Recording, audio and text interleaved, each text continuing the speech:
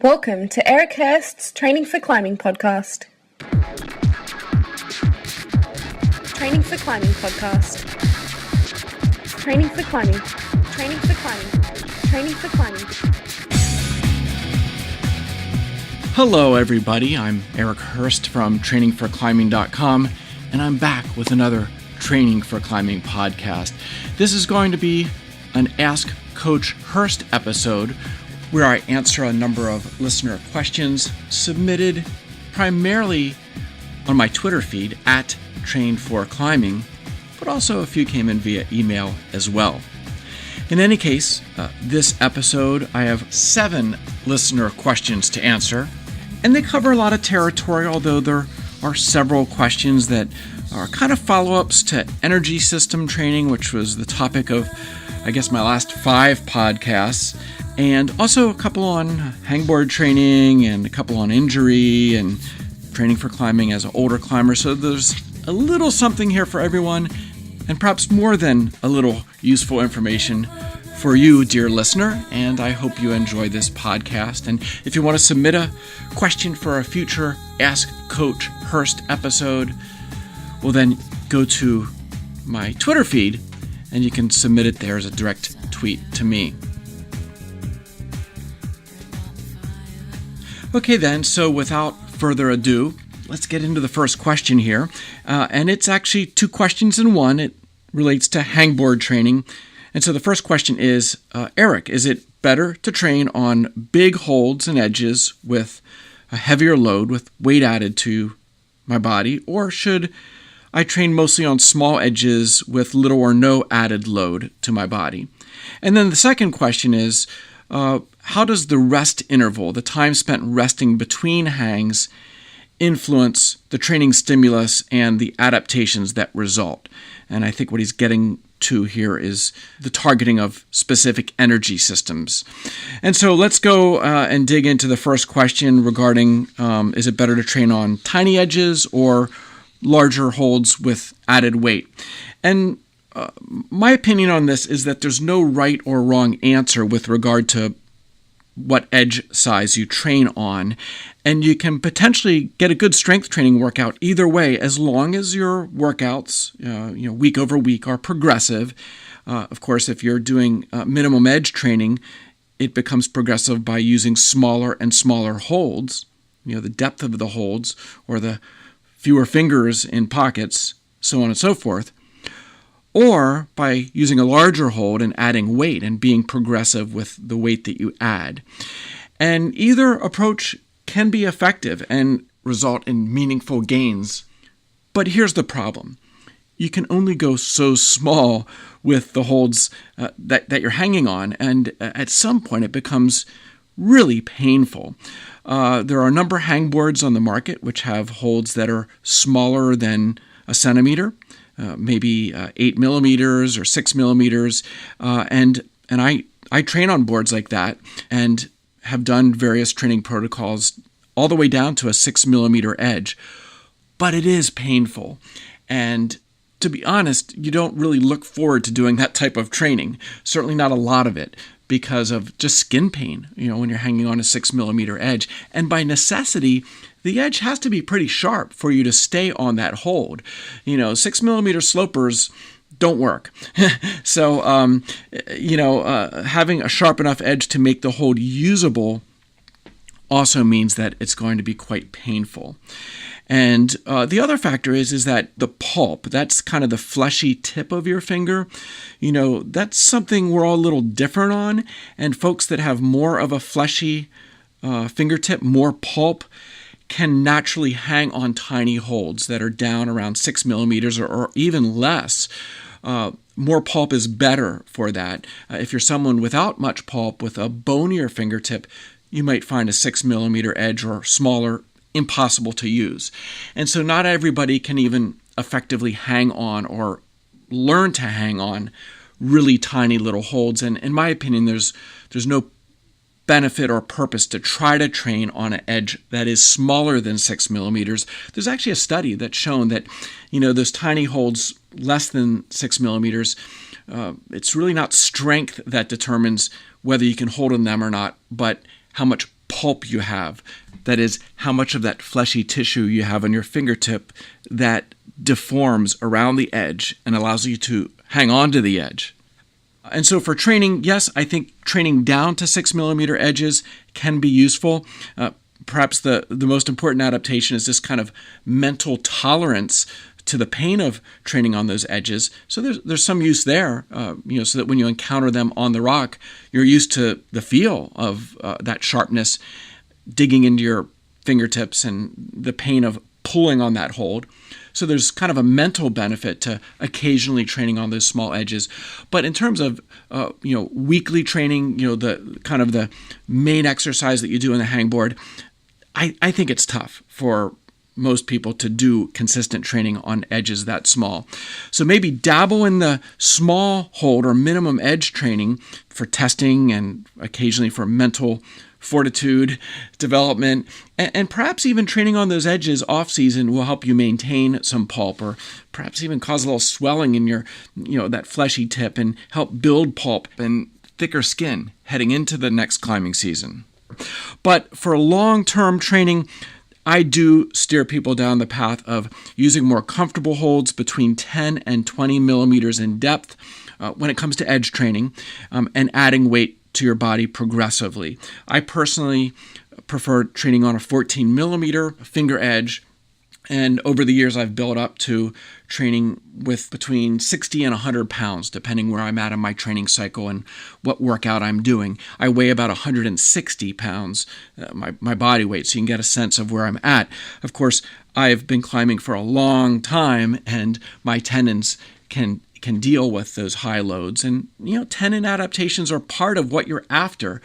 It's not just about training the muscle fibers and nervous system, but also about training the tendons and the extracellular matrix. It turns out there are many adaptations that result from climbing and training that relate to collagen synthesis. That's something I touched on in a previous podcast, and I may do a full podcast on it this winter because it's really new material, new research, and it really is looking to be a critical adaptation for elite climbers, elite athletes to develop strength, power, and a robust force-producing system, transmitting force from muscle to tendon to bone. And so more on that later, but training with weight helps bring about those adaptations in your tendons and the extracellular matrix. And so it's more than just muscle training. And that's something I'm going to be talking a lot more about in the future. And one more comment, pocket training, I tend to think 20 to 30 millimeter depth pockets, rounded, comfortable pockets, are good for training two-finger pockets, or maybe going to 40 millimeter depths when training monos. But again, that's something you want to ease into, first at less than body weight, then at body weight, and eventually adding weight to your body when training pockets. Again, comfortable, rounded, open hand grips.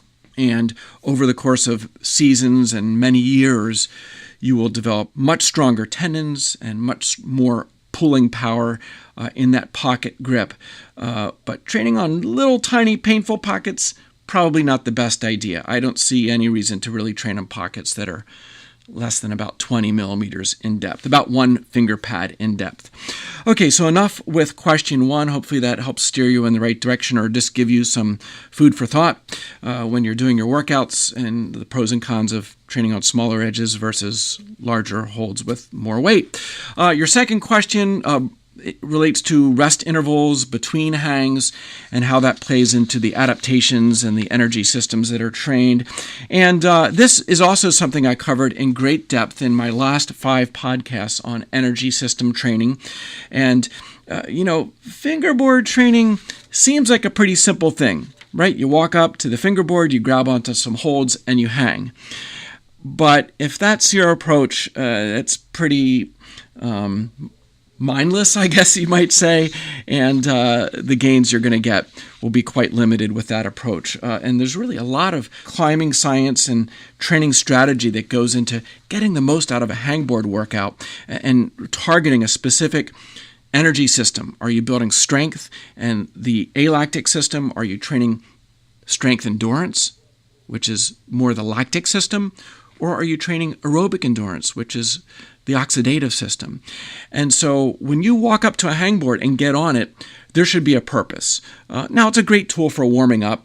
And, that's something that I've talked about in a podcast on autoregulation. But when it comes to training for gains, you really need to walk up to that hangboard with one of three purposes in mind. Again, training maximum strength, training strength endurance, or training aerobic endurance, which is the toughest of the three to train on a hangboard. So let me just give you a quick overview of the rest intervals and protocols that you can use to train each of the three energy systems. So first up, hangboard training for maximum strength. I think that's what most people use a hangboard for because it's simple, it's very straightforward, it eliminates a lot of variables that are involved in actually climbing for training. And if you want to develop a vice-like grip or learn to pull on pockets, the maximum strength protocols on a hangboard are really an essential part of the program. And so we're talking about doing brief near maximal hangs, 5 to 10 seconds in duration, with long rests in between. If you do my 7:53 protocol, it's a 7-second hang and a 53-second recovery period. You do this 3 times in a row, then rest for 3 minutes before doing your next set of 3 7-second hangs. So you're spending a lot more time resting than you are actually hanging. The hangs are brief and intense, and then the rests are quite long to allow near complete recovery so that each effort is high quality. And there are several different protocols that bring about the same adaptations of developing recruitment and strength and adaptations in the extracellular matrix and tendons that enhance force transfer and make you stronger in the long run. This training is not about hypertrophy, even though people talk about that because it's a high load, heavy training, but the hypertrophy that actually occurs is quite minimal. Climbers aren't really building bigger muscles. We're building more efficient muscles and muscles that recruit fibers more quickly and with more synchronicity and more efficiently. So it's these kind of adaptations that we're after when we do this type of brief, powerful alactic training. The second type of training frequently done on a hangboard, and it can be done effectively, is that which elicits gains in strength endurance. And this relates mostly to the lactic energy system. And again, there's 2 podcasts, if you go back, that really delve into the exercise science and the training protocols that are best employed. But in a nutshell, if you're doing repeaters on a hangboard, you're training strength endurance. You're training the lactic system. And the common repeater protocol used among climbers, and what I do frequently and advocate and coach, is the 7-3 protocol, where you do 7-second hang, 3-second recovery times 6. So you're doing that 7-3 couplet 6 times in a row. It takes pretty much 1 minute to execute. You want to use a timer to really have crisp timing on your hangs and your recovery periods. And then at the end of the 6th interval, you rest for several minutes to get a more complete recovery before you begin your next set of repeaters. So this type of training, of course, your hang time far exceeds the recovery time. And so over the course of a minute, most of the time you are hanging on the board and you are occluding blood flow. And when you're gripping at more than 50% of your maximum voluntary contraction, which is pretty much any time you do a hard move, even a moderately hard move, or grab a moderately difficult hold, you are occluding blood flow. And so you go anaerobic for as long as you're gripping that hold. And then when you let go, blood flows briefly, in this case for 3 seconds, and you get a tiny bit of recovery, a little bit of oxidative phosphorylation, a little bit of ATP being kicked out by the mitochondria rather than through anaerobic glycolysis. And so this is the process that is really ongoing when you're doing long crux sequences. And that's why this is such an effective protocol. The repeaters are very effective for boulders and rope climbers to help them develop that tolerance to acidosis and to get that little bit of recovery between grips, it's quite effective. And hence this should be a big part of a climber's training program, especially during a block that is targeting lactic system adaptations. And then finally, the third type of training that can be done on a hangboard is that which targets the aerobic energy system. Now, doing repeaters you do employ the aerobic system, during the recovery periods. The mitochondria are getting a workout, and you're certainly perfusing lots of blood through the muscles. So those repeater workouts are kind of killing two birds with one stone. But the bulk of the adaptations are the lactic system from the repeaters, and there are other protocols that better target the aerobic energy system, and those are hangs or climbing, which is done at a relatively low intensity, an intensity that doesn't occlude blood flow, a grip force that is around 30% of maximum finger force, or the maximum voluntary contraction of your finger flexor muscles. And it's this 30% value, or about 1/3 of your peak finger force. When you train at that level, you may partially occlude blood flow, but for the most part, the oxidative system can work very effectively, actually maximally. And it's this level which is called critical force, or the critical power level at which the aerobic energy system is working maximally and dominating in the production of ATP. And this is where you want to train to target development of the aerobic energy system. For example, you could do submaximal climbing that doesn't pump you out, hangboarding that doesn't pump you out, that you can do for many minutes in duration. And the way to do this on a hangboard is, for most people, you have to train at much less than body weight. So you either need a pulley system that removes body weight so that you're only hanging at around 30% of your maximum finger force, or you need to put your feet on a strip on the wall or on a chair or stool, or in some way offload weight from your fingers so that you're handling only 1/3 of your maximum finger force. Now, determining what your maximum finger force is can be tricky and difficult without some kind of a force sensor. Now, fortunately, there are a couple of devices coming out later this year that will make this possible for home trainers.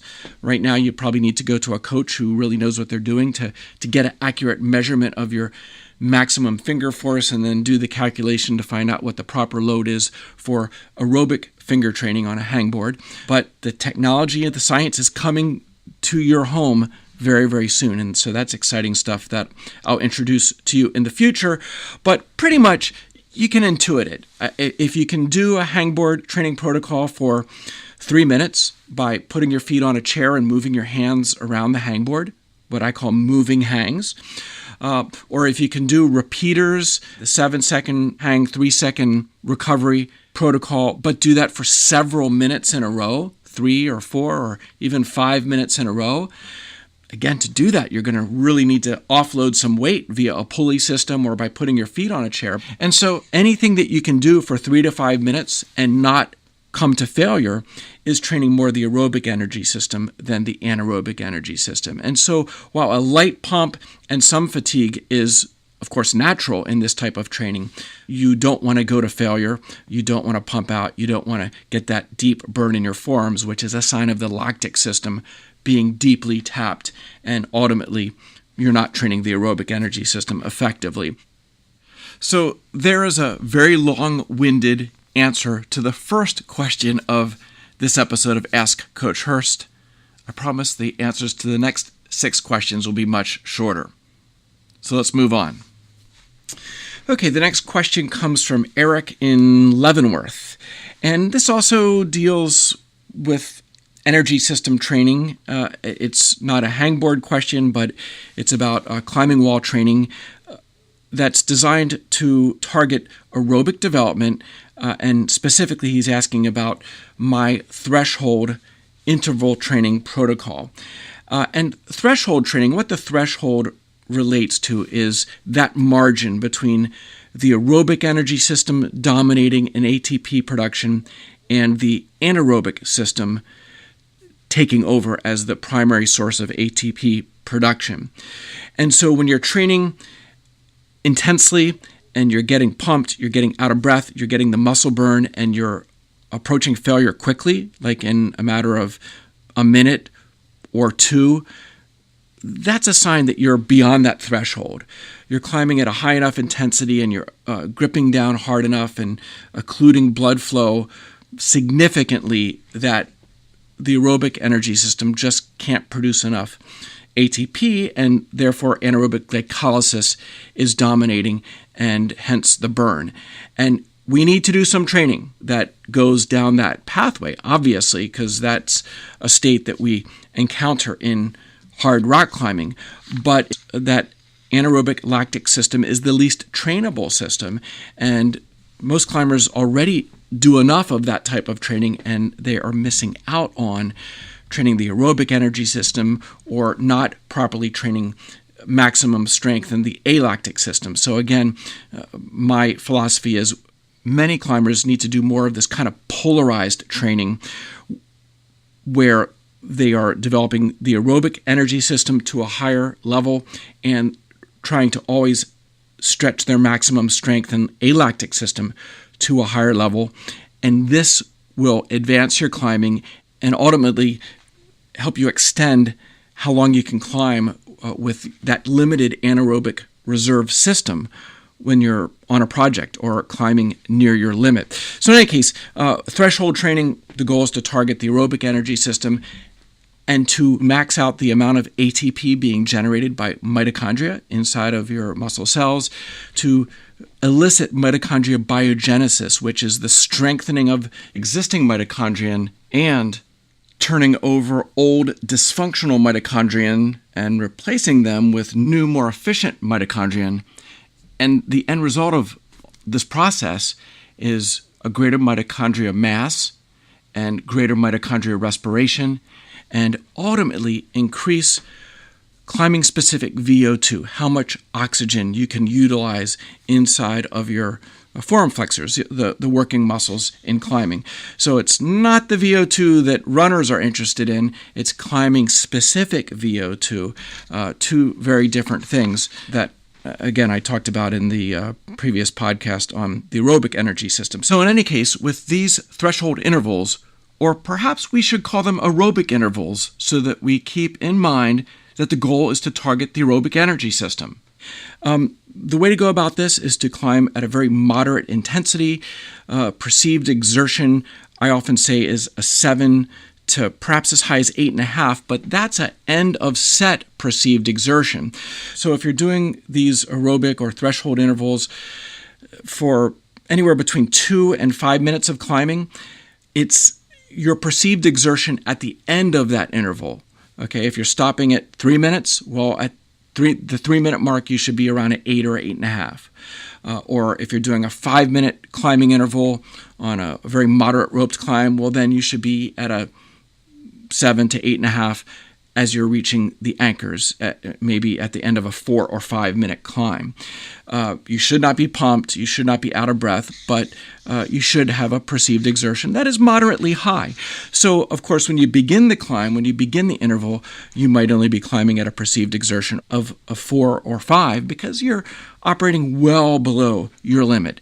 You shouldn't be doing crux moves. You shouldn't be bearing down with full finger force and including blood flow. There might be a few holds that you have to work on or a few moves that you have to pull hard on, but for the most part, you want to be thinking about breathing and keeping blood flowing and really operating submaximally below what is called critical power, or right at critical power, which is the level you can sustain climbing and exercise by way of the aerobic energy system being the primary source of ATP production. So you may briefly dip into the lactic energy system for a couple of moves where you bear down, but over the course of the 2 to 5 minute climbing interval, the vast majority of the time you should be just below that threshold, and hence maximizing flux through the aerobic energy system and only briefly going anaerobic. So in summary, I guess the keys to getting it right is to err on the side of climbing at a little too low of intensity, below the threshold, rather than punching above that threshold often. You don't want to go there. This workout should not be pumpy. It should not create acidosis in your muscles. That's not the pathway we're training. That's not the road we want to go down. And so to get aerobic adaptations, you want a pretty high volume workout. You want to do several of these 2 to 5 minute intervals, perhaps a total, an aggregate climbing time of 20 or 30 or even 40 minutes over the course of your workout, with rest intervals that are equal to or even a bit less than the time you spend climbing. So in a climbing gym, partner up, do some very submaximal roped climbs, like I'm talking 3 number grades below your limit, where you're climbing for 2 to 5 minutes at just a moderate difficulty that works you, but not too hard. And then you lower to the ground and switch with your belayer. And then she does her 2 to 5 minute aerobic interval, and repeat that process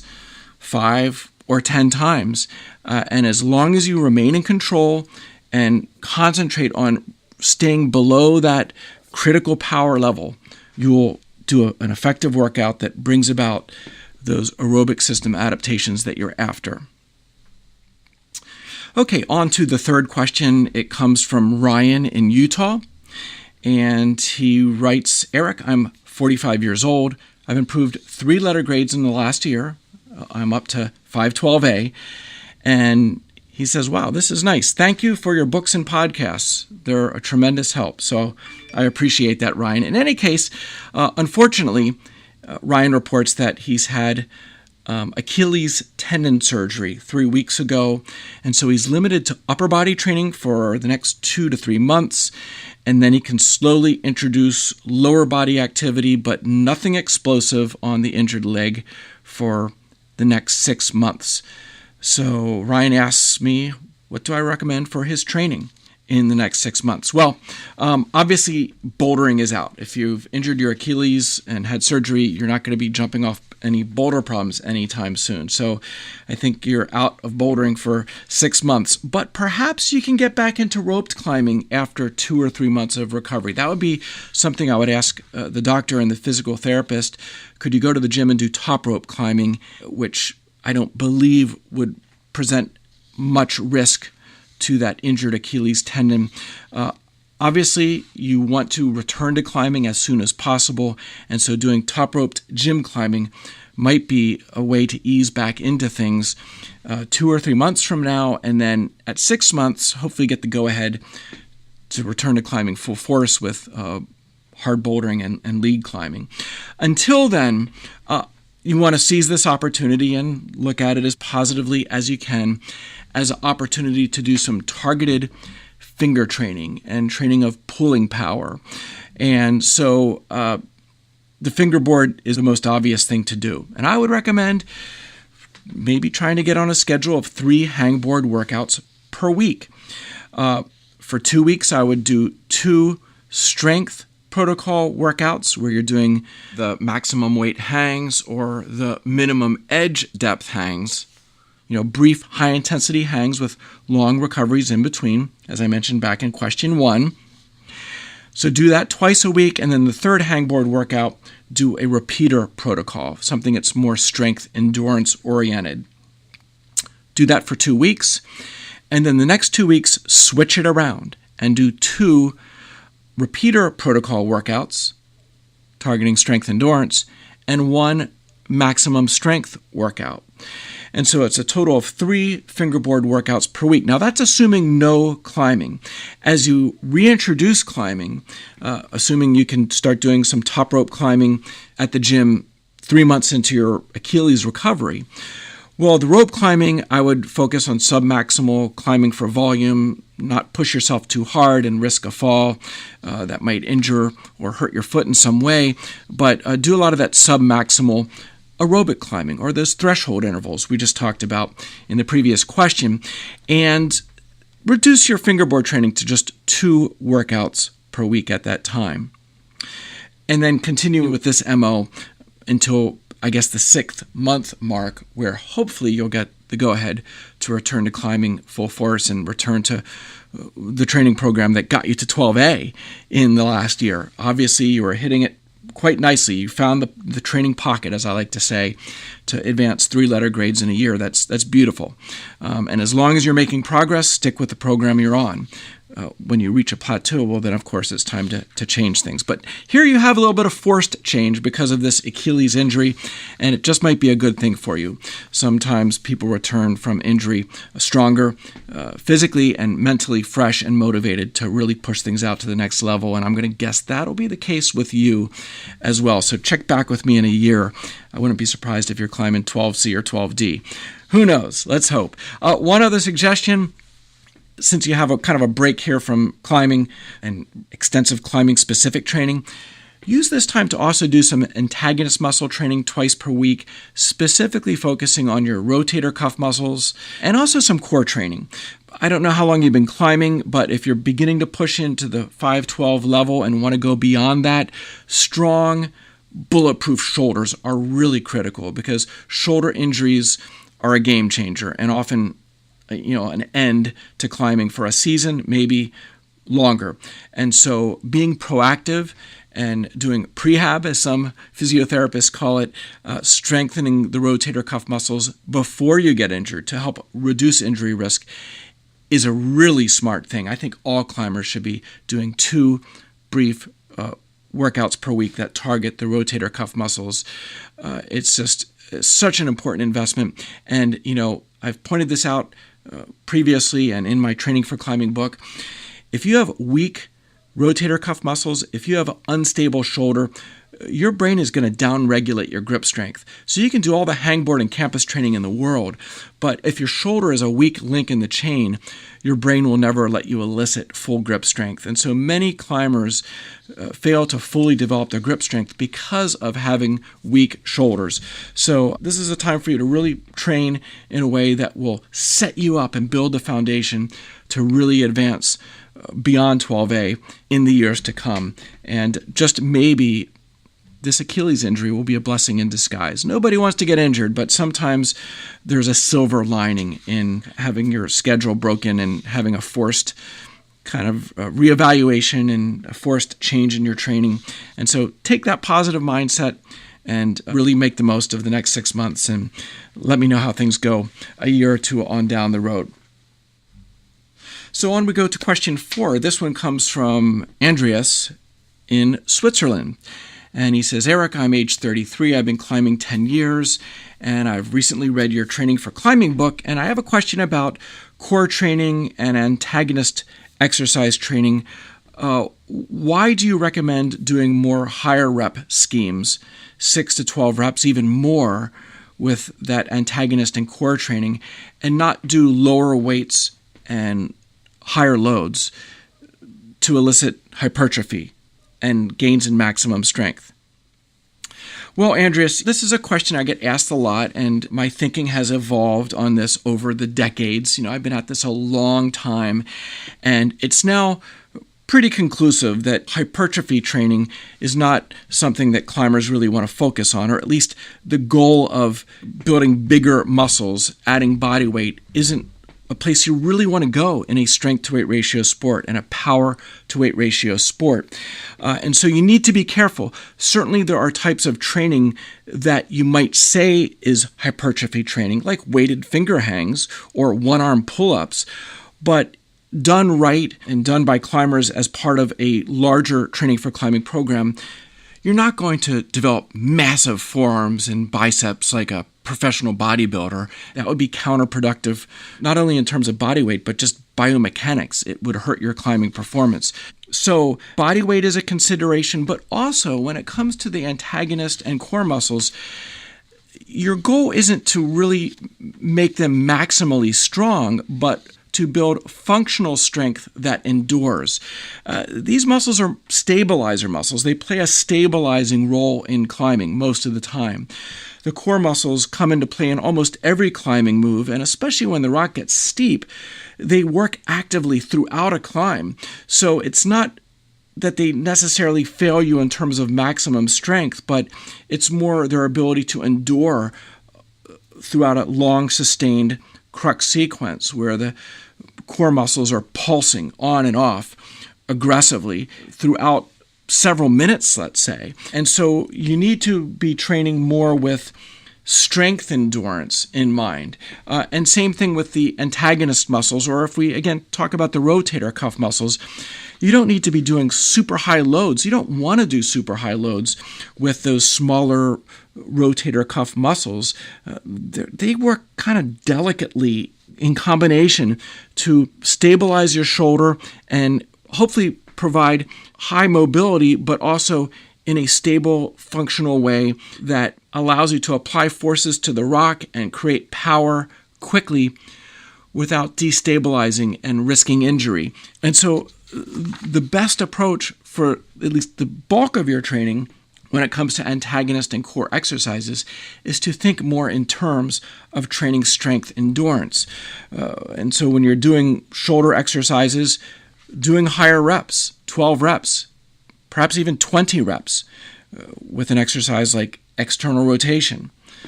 And with core exercises, doing a variety of exercises that work anterior core, posterior core, rotation and anti-rotation type exercises, working in 3 dimensions, your core muscles, but doing so over a period of 30 seconds or a minute or even 2 minutes to build that endurance that will be a real difference maker when you're on hard, steep routes. Now, taking the absolute strength of your core muscles to the next level, not a bad thing either. There are certain moves on limit climbs or limit boulders where your core has to contract maximally to make a move happen.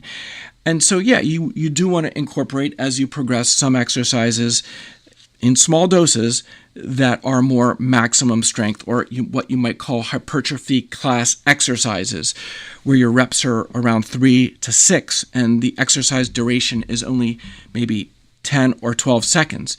I'm talking about things like front levers, or even when it comes to posterior chain muscles, some deadlifting. But it's got to be in small dose after a good warm-up with good form. And if you follow all the rules, you can safely do some high-load core training that will increase maximum strength, but in a way that you're not going to put on weight through hypertrophy of your leg muscles or your glutes or even your core muscles, which tend to not really get that much bigger, but of course can become defined with the right type of training. So hopefully that answers your question, Andreas. It's a tricky topic to kind of navigate around and give a short explanation to, but hopefully what I just said makes some sense and helps you understand the method to the madness and the best way to train these important stabilizer muscles. Okay, the next question comes from Felix in Germany. And this one delves back into the topic of energy system training, or at least how, in this case, he wants to know how to improve on long, steep routes where he tends to pump out very quickly. I guess just to paraphrase what he's saying here is that he always seems to get shut down by the pump and that it comes about so quickly. And so he's wondering how one might assess their energy systems and train to improve that anaerobic lactic system so that he doesn't pump out so quickly. And so, Felix, I don't know if you've listened to my previous podcasts on energy system training. They are quite academic and scientific and voluminous. I think there's something like 5 or 6 hours of content there, but it is super rich. And if you can go back and listen to those energy system podcasts, you'll get a better understanding on each of the 3 energy systems and how they interact and how to best train to bring about adaptations in what you determine to be your weakest system. Now, you believe it's the anaerobic lactic system that is weak and needs training because you pump out quickly. And that may be the case. If you've never done any targeted power endurance training or strength endurance training, well, then doing a 2 to 4 week block of that would help you out and could help you out pretty quickly. Those adaptations of the anaerobic lactic system the improvements in buffering and lactate transporters and anaerobic enzymes come about quite quickly, but once they've played out, there's not much more to be had in terms of increasing your anaerobic capacity. As I always point out, this is the least trainable energy system. So perhaps a short block of lactic training could be beneficial, but in the long term, the solution is to develop maximum strength, that is the alactic system, by building stronger finger flexors and stronger agonist muscles, the pulling muscles used in climbing. You will be able to operate at a lower percentage of maximum voluntary contraction and therefore climb longer below that anaerobic threshold. In the aerobic zone, you'll be able to do harder moves and grab smaller holds while staying in the aerobic zone, and therefore not pump out on the moves or holds that you're pumping out on now. And so a stronger climber can endure longer. That's the first answer to the question, is develop stronger finger flexors, stronger pulling muscles. But you also need to target the aerobic energy system with training, and I believe year-round training, to increase mitochondria mass and to increase perfusion of the muscle fibers by way of angiogenesis, building a more dense capillary bed, decreasing the distance between the capillary and the mitochondria by surrounding the muscle cells with more capillaries. And those are long-term adaptations that you can slowly but surely build year after year after year. If you talk to a long-distance runner, they do a lot of just kind of base training. Like they say, you got to get your miles in. Swimmers have to get their laps in, have to get their miles in. And that's what that base training is doing, is just building a robust aerobic energy system in terms of the circulatory system, in terms of mitochondria mass. And if you're a roped climber, you need to do that type of training, not the running, the high volume running, obviously, but a fairly high volume of climbing. And, for pro climbers, they're getting that volume at the crags because they just do a lot of routes and spend a lot of time climbing. And if they've been doing it for years, they have a strong aerobic energy system. But if you're a weekend warrior, if you're, a climber like myself, I don't get out on the rock all that much, maybe 50 or 60 days per year. And so getting that volume in the gym, or in my case on a tread wall, is important. And so you want to be doing those aerobic intervals or those threshold type workouts or arc training. Those are the types of protocols that address the aerobic energy system. And if you do them religiously, once or twice a week, year round, you will bring about those adaptations. And then again, as part of a larger training program, the big picture, you need to also have workouts and times of the year that you focus on the other two energy systems. But I think in terms of long-term development, to climb harder, steeper, longer routes and not get as pumped as you're getting now, you need to improve your maximum strength and you need to improve your aerobic energy system. And by doing that, you will decrease the rate at which you tap into and deplete your anaerobic reserve, that finite anaerobic lactic system reserve. So I hope that makes sense. It's a lot of sports science, and there's some climbers that really don't want to learn the science, or maybe it's overwhelming and it's hard to sort out. I get that, because even myself as a scientist and as a coach, it's taken me 30 years to sort some of these details out. But hopefully what I'm doing here is helping explain complex topics in as simple a way as possible and give you the protocols that work, and then it's your job to learn how to employ them and, of course, operate within the protocol, within the guidelines. You might show up to the gym with the right intentions, but if you don't follow through with the workout properly, if your aerobic session turns into an anaerobic session, then your training program kind of falls apart and the efficacy will be much less than what you would get otherwise if you stay with the program. So that speaks to, I guess, understanding the science and then having the discipline to follow through and employ it. Okay, 2 more questions to go. This one, question number 6, comes from Danny. And he says, Eric, I'm a passionate climber, but I previously was a passionate rugby player for many years, and during that time developed large lower body muscles, and they seem to be a hindrance, that large lower body muscles that no longer serve a useful purpose for me as a climber. And so my question for you is, what do you recommend as the best way of training to trim off some of that weight, some of that undesirable muscle mass on my legs that resulted from years of rugby training? So, Danny, it's a pretty common question. More and more people are now coming into climbing from other sports and have a long history of weightlifting or running or whatnot in another sport.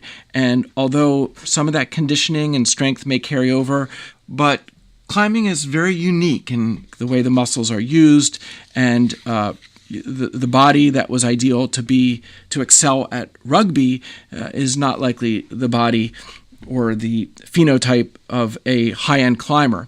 And so, there are some things you can attempt to do. I'm not making any promises here. I think it's possible you could lose a few pounds or even a few kilos, but to some degree, genetics also come into play here. Genetic factors that we're just coming to understand that predispose you to having larger legs than me or than another climber in terms of muscle fiber type ratios. And if you're a very fast twitch person, you are going to tend to build larger, stronger muscles than if you're more slow twitch. So genetics is a factor, but we also now know through a growing field called epigenetics, the role that lifestyle and training and diet, nutrition, just everything you do in your life has an influence on the expression of your genes, turning some genes on and shutting some genes down. And so that allows us to exert some influence over our genetics and the body we build from training and through our day-to-day diet over the long term. I'm talking real long term. And so there is hope, and I think there is certainly potential to lose some weight that would help you with your climbing. Of course, there's a lot more to climbing hard than optimizing your body mass and your strength to weight ratio. I mean, it's a very technical mental sport, and I always encourage climbers to not obsess on one thing. If you do that, you'll never come to realize your full potential in climbing.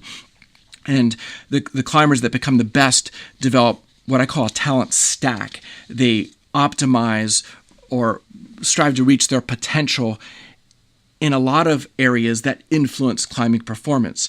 So it's strength, it's endurance, it's technique, it's mental training, it's recovery, it's self-discipline, it's nutrition. I mean, there's a lot of things. And if you can do the best you can do in a lot of those areas and kind of develop a talent stack, long-term, you're going to become a great climber. You will come to achieve, if you stay in it long enough, a surprisingly high grade, probably beyond what you can imagine today. Some climbers want to just hangboard train or just want to climb, and that's great, but you're developing one thing to a high level perhaps, but you're not developing that talent stack, as I like to put it. So in any case, a couple of things for you to work on. First of all, eliminate all weightlifting, sprinting, any high-intensity activity involving your lower body, eliminate it. Anything that recruits fast-twitch muscle fiber is going to keep those fibers kind of optimized for performance. It's, if you're doing weightlifting, sprinting, high-intensity running activity, playing rugby, even a day or two a week, will train your body to keep those glycogen stores in the fast-twitch muscle fibers in your legs full. You'll always be topping off the tank. Whereas if you cease all that lower body, high-intensity activity, your body will not store as much glycogen. And right there, your muscles will shrink a little bit because a lot of muscle size, a lot of cross-sectional area results from carbohydrate storage in the form of glycogen and water and creatine phosphate. All those things in the cytosol make the muscle fibers larger and, of course, heavier. And so by ceasing all those activities that elicit fast-twitch muscle fibers in your legs, you'll likely lose a few pounds right off the bat over the course of just a few weeks. Now, going a step further, you may be able to introduce some long, slow distance running, where you go out a few days per week and run for 20 or 30 or even build up to 40 minutes. And these should be easy runs. They should be completely aerobic, below the threshold. You should not get out of breath. And I would even recommend walking up hills. So seek out very flat courses to run. If you encounter a hill, walk the hill, don't run the hill. That's actually an approach that I use, because hitting the hill, you can't help but go anaerobic. You push hard up a hill, you go anaerobic, and right there you call fast twitch fibers into play and start conditioning them. And you don't want to turn them on at all. Whereas just doing the mileage may actually have a catabolic effect on the fast twitch fibers and perhaps even overall your body, putting in some mileage below the threshold, that aerobic training on flat running courses, burning extra calories. You might lose some body fat. I'm not sure where your percent body fat is. You don't mention that, but if you're above 10%, well, then you could probably lose a little bit of body fat and lose some weight there as well. And so there are a number of things you can do to improve your climbing specific strength to weight ratio and power to weight ratio. Of course, the numerator, you want to train to develop strength in the climbing muscles. The denominator, of course, you want to, within reason, try to reduce body mass, and that is the most effective approach. And again, I would recommend you don't obsess about the size of your legs, but try to take some action and see what types of changes you can elicit through a few months or even a year of this type of training. And perhaps you'll discover it doesn't make much difference. And if that's the case, well, then you've tested, you've done an experiment, you've got a result, and you move on to just focusing on developing that talent stack, those other areas that will make you a better climber. But I believe you'll find that you can lop off a few pounds and reduce the cross-sectional area of your leg muscles a little bit, and it would be a helpful adaptation to come by. So good luck with that. Okay, on to the final question, number 7, and it comes from Bradley in North Carolina. And kindly enough, he starts off with some kudos. He says he's loving my podcast and appreciates all my work over the years writing about training for climbing. And he says he purchased Mastermind, the Jerry Moffatt mental training book, off my website, and thinks it's great. And I agree, it is a great book and also quite entertaining. If any listeners out there want to check it out, it's available on my website. It's one of a few good books on the market on mental training. I wrote a book called Maximum Climbing, which I think is quite interesting and hugely helpful to many climbers as well. But the Moffatt book is unique and entertaining, and I would recommend people check out a copy. It's only really available in the United States through my website, since it's a book that's published out of Europe. So in any case, Bradley goes on and says he's a long-time climber, 28 years. He's age 47. He spent a decade as a dirtbag and did a lot of long trad routes. Has also sport climbed and bouldered up to 13A and V7, but he views himself more as an endurance climber and not the strongest climber. And so at age 47, he's looking to the future at how he can continue to improve and not only continue as a big wall climber, and he mentions doing routes like Venturi Effect and Moonlight, Buttress. Those are 5-12 level trad climbs, serious endeavors and really proud sends, great goals to set for sure. But also, it sounds like he would like to maybe also improve at sport climbing and just become a stronger climber. And at age 47, and I'm in my early 50s, you also are thinking about physiologically your body starts to wind down. Not only does your testosterone level drop with each passing decade, but so does your aerobic capacity. Sarcopenia begins to set in, which is the scientific term for your muscles getting weaker and smaller. It's kind of the opposite of hypertrophy. And these are normal changes, or I guess I should say natural changes, that occur as you advance through your 40s and 50s and beyond. But it doesn't have to be the normal thing, I guess I would say, if you take intelligent actions. And I guess that's kind of the bottom line of what Bradley is asking me is what type of training program should an accomplished 47-year-old climber be involved in? And so, Bradley, first of all, with your background and rich climbing history, obviously, technically and mentally, you've got game. You're super accomplished. It sounds like you must have really high aerobic capacity, perhaps naturally, perhaps genetically. That's your strong point. And it does sound like if you've never bouldered over V7, now V7's pretty hard. I don't want to diminish that, but it's by today's standards and even by some older guy standards, age 47, not the hardest grade in the world. And there are certainly people your age or my age or older who boulder above V7 and climb above 13A. Those are great grades, but you could potentially take it up a notch if that's your goal. And in doing so, that strength and that power that you build will help stave off sarcopenia and help prevent or slow that loss in muscle strength and power that naturally occurs as you get older. And so I'm a big believer that climbers in their 40s and 50s, they need even a stronger focus on strength training and even dabbling in power training carefully than maybe younger climbers do. Because the younger climbers can throw themselves at ridiculously hard boulders and go up and thrash on really hard sport route projects and not get hurt and actually adapt from that type of projecting almost as a training adaptation.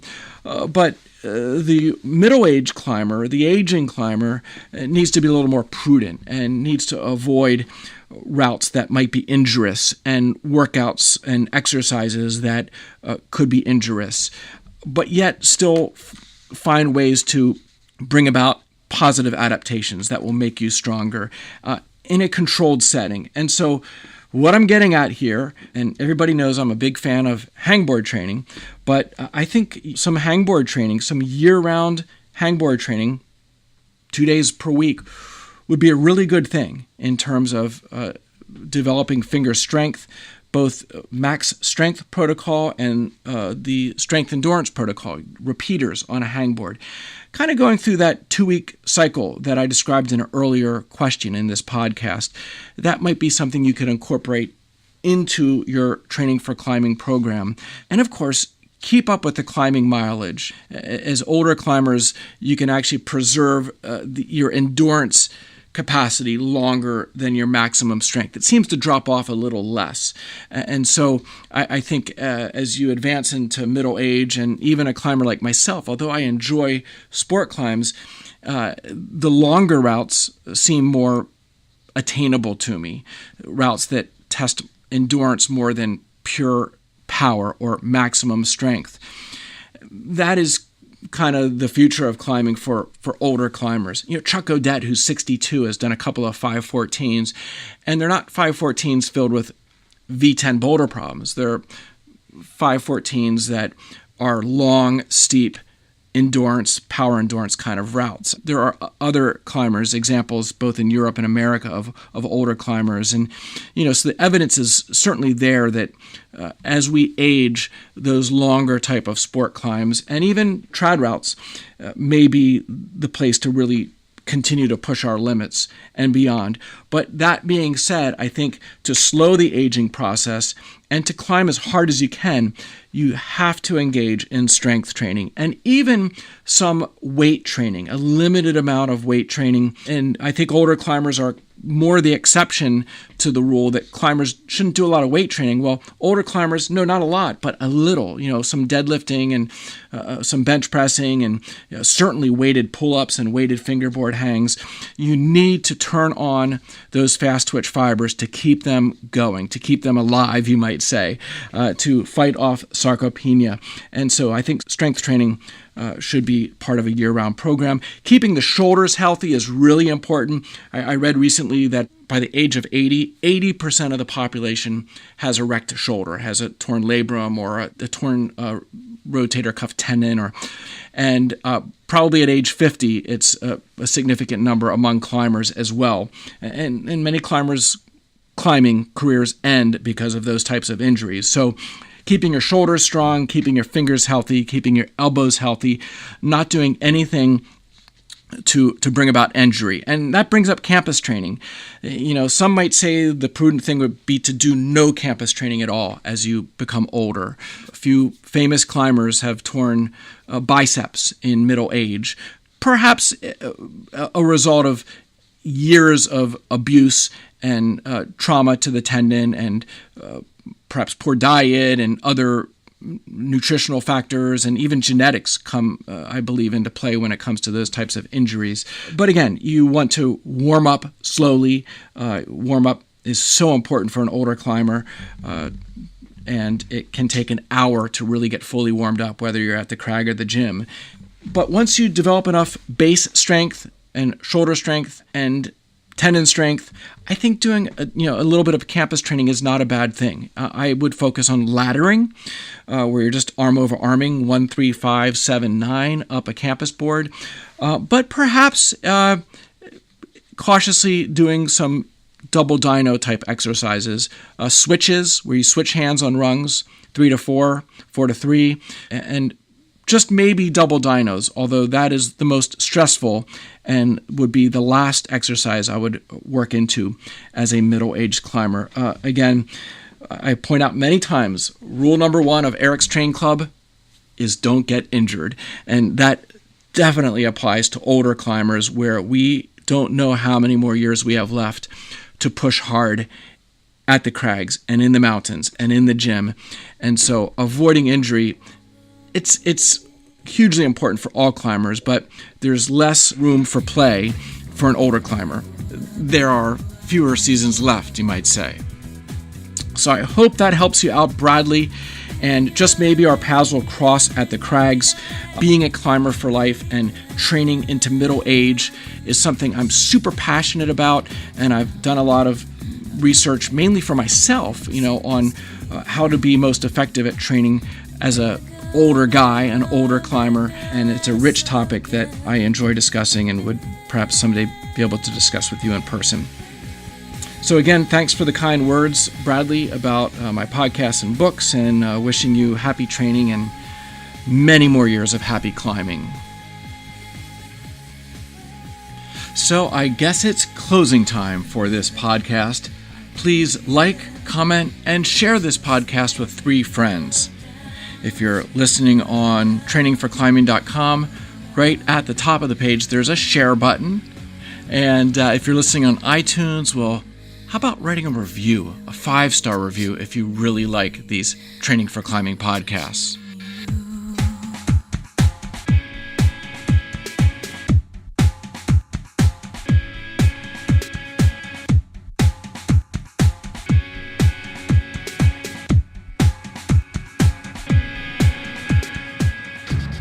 Well, that does it for this episode of the Training for Climbing podcast. I hope you enjoyed it. Until next time, be safe, be strong, and climb on.